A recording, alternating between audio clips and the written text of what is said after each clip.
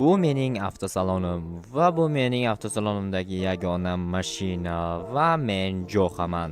Barchangizga assalomu alaykum. Sizlar Jo'xa o'z kanalidasizlar va men avtosalon ochib pul ishlamoqchiman. Hamda hozirda bittagina mashina bor.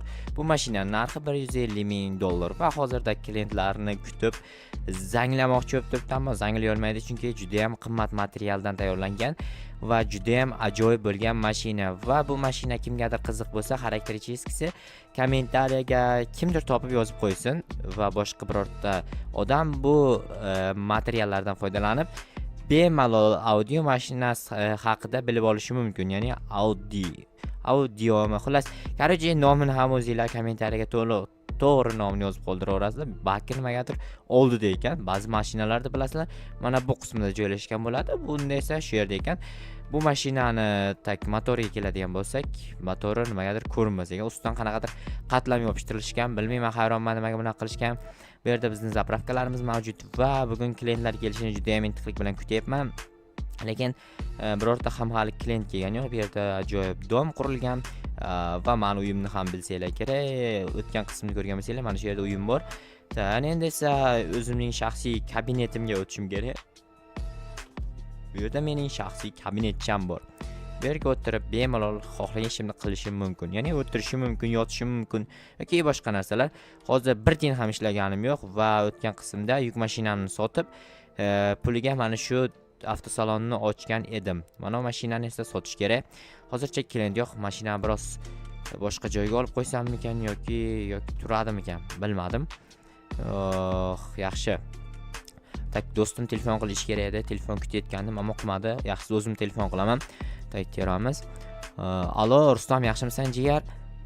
Yaxshi, o'zing yaxshimisan Jo'xa? Ovozing biroz g'alati kelyapti. Biror joydamisan? Ishxonadaman, telefon qilaman. Mayli, unda keyin telefon qilsang yaxshi. Mayli, biroz o'tirib turay, balki klient kelib qolar, balki kelmas. Lekin to'g'risini aytsam, o'zim ham bilmayman klient keladimi, yo'qmi.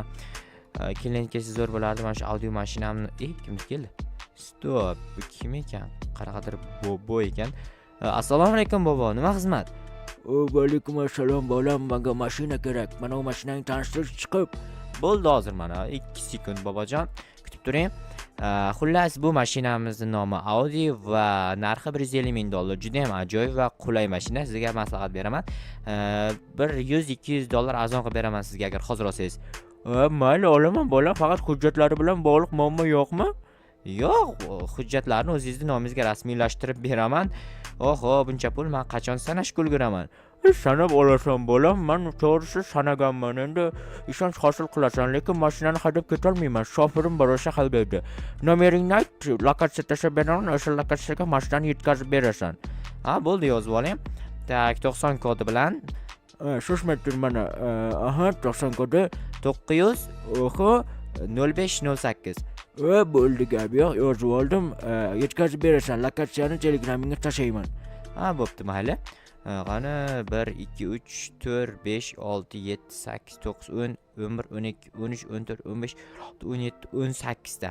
Tak, cho'ta kam, 18 ta.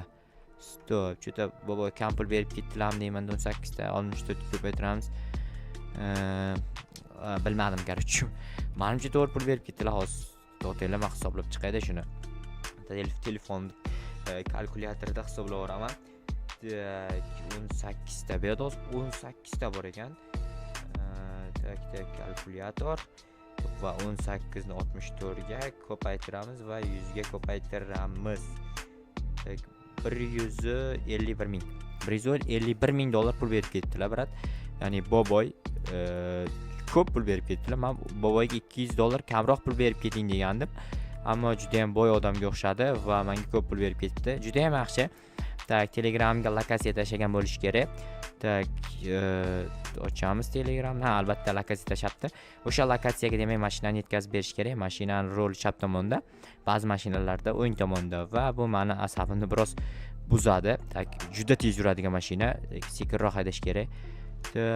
Buramiz asta.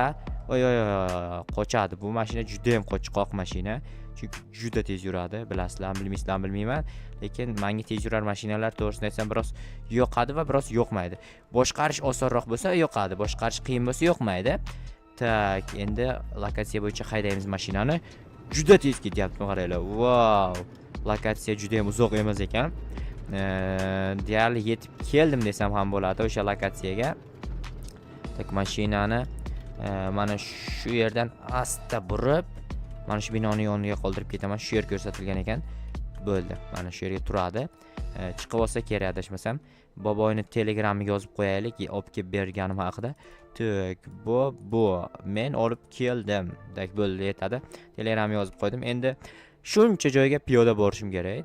No, shuncha joy emas. Mana shu binoni orqasida tashmasam ishxonam, ya'ni avtosalonim, lekin shu ham uzoqda. Qaranglar, shuncha joyga yetib borishim kerak, yetkazib borishim kerak emas, o'zim yetib borishim kerak. Yetkazib berish xizmatiga menimcha $400 qo'shib bergan boboy, 151 mingmi, 154 mingmi shunday ekan pul bu yerda. Nimaga bunaqa qilib qo'yishga hayronman.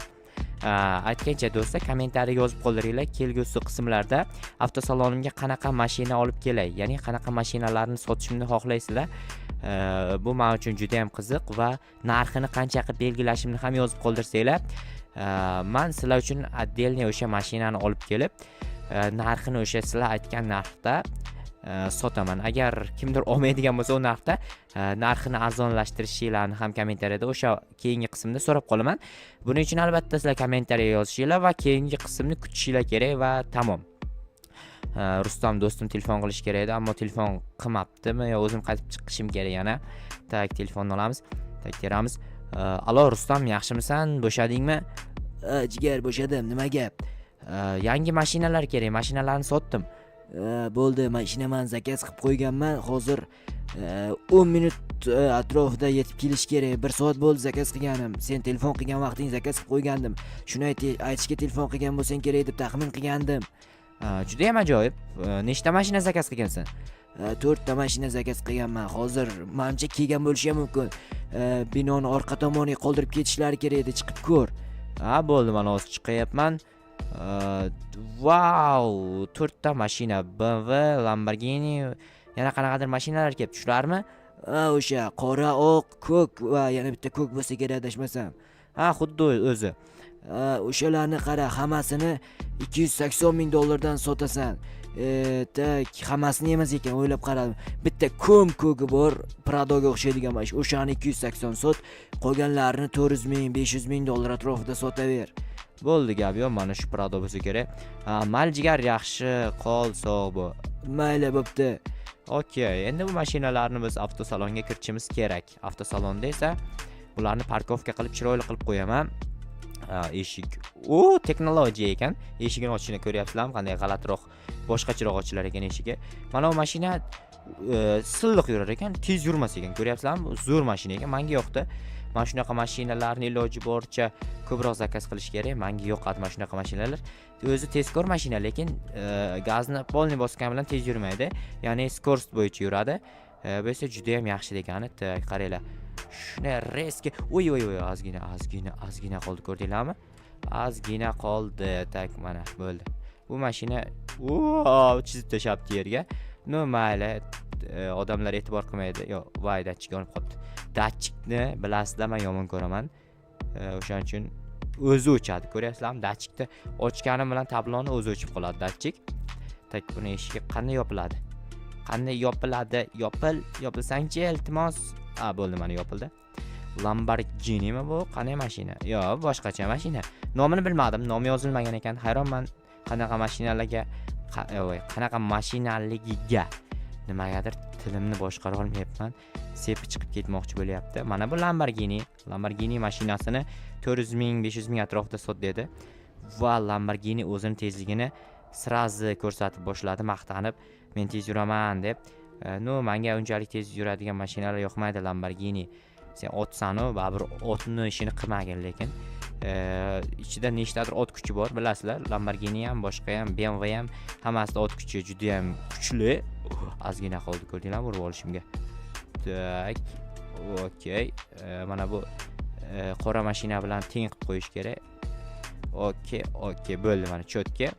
Tak, buni eshigini qanday yopamiz?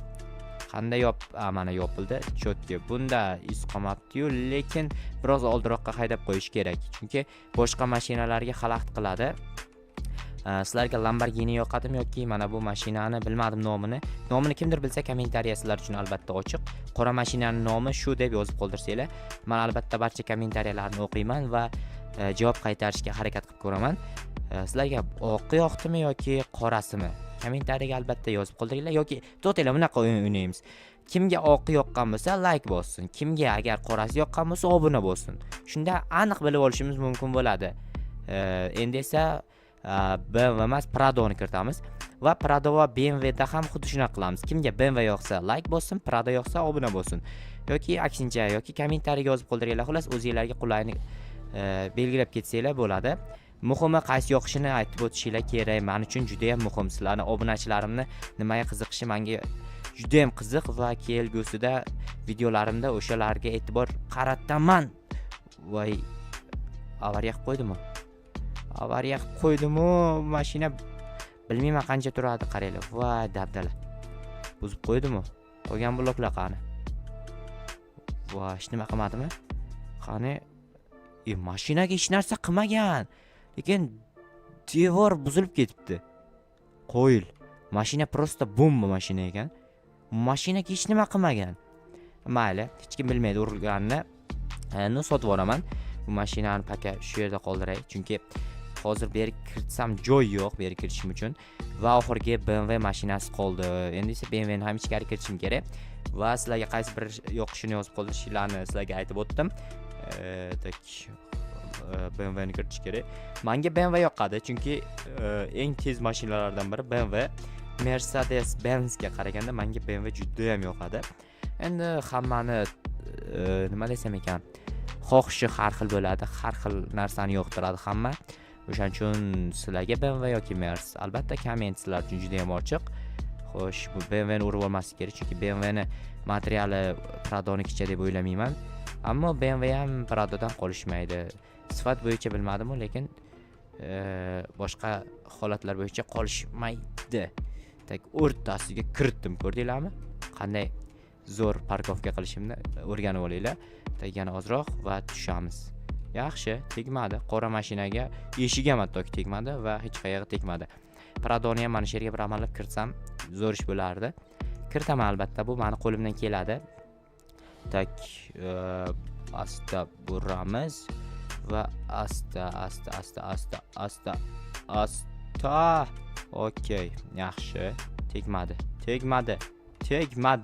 Ajoyib. Juda zo'r qo'ydingman.